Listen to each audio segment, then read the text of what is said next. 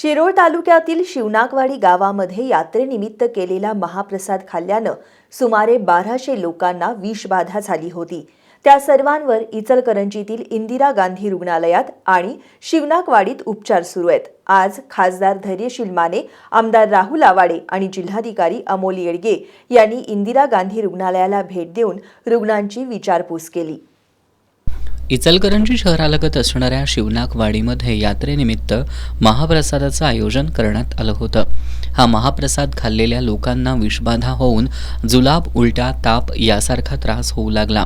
घराघरातील माणसांना आरोग्याच्या तक्रारी सुरू झाल्यानंतर आरोग्य यंत्रणा सतर्क झाली।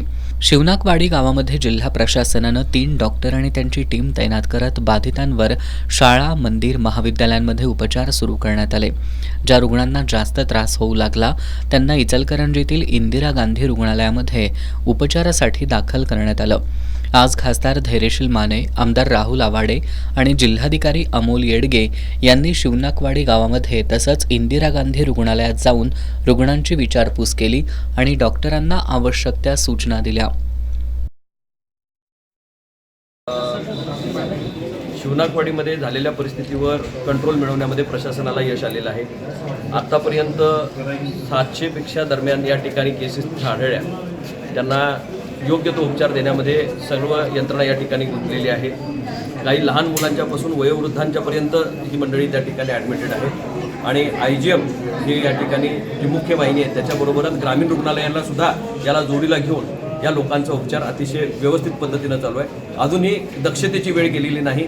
आम्ही योग्य ते नियोजन करण्यासाठी म्हणून सूचना या ठिकाणी प्रशासनाला दिली आहे। मी लोकांनाही आवाहन करेन की यात्रा जत्रा आपण पवित्र भावनेनं त्या ठिकाणी साजऱ्या करत असतो, पण त्याचा हायजीन मेंटेन करणं, प्रत्येक गावामध्ये जिथं स्वयंपाक होतो तिथं या ठिकाणी विशेष लक्ष देणं आणि अशा पद्धतीचा प्रकार कुठं घडू नये याच्यासाठी या ठिकाणी काळजी घेणं। त्याचबरोबर यात्रा काळामध्ये बाहेरचे स्टॉल्स बरेचसेच गावामध्ये आलेले असतात।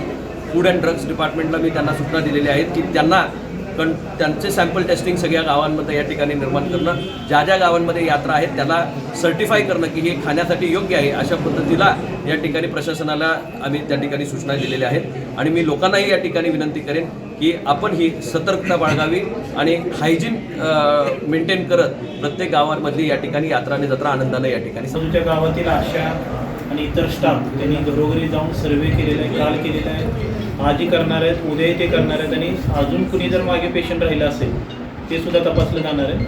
आत्तापर्यंत जवळपास 150पेक्षा जास्त 159 पेशंट आपल्या IGMला आलेले आहेत आणि बाकी शाळेमध्ये OPD IPDचा उपचार घेतला आणि गरज पडली तर जसं खासदार साहेबांनी सांगितलं तसं दुसऱ्या संस्थेची आपण तयारी ठेवतोय। सर्व औषध पुरवठा स्टाफ सर्व आहे आणि पूर्ण आरोग्य विभाग सर्व विभागांनी गावामध्ये कालपासून काम सुरू केलेलं आहे। पुढचे 3 ते 4 दिवसामध्ये सर्व सिच्युएशन सेटल होईल।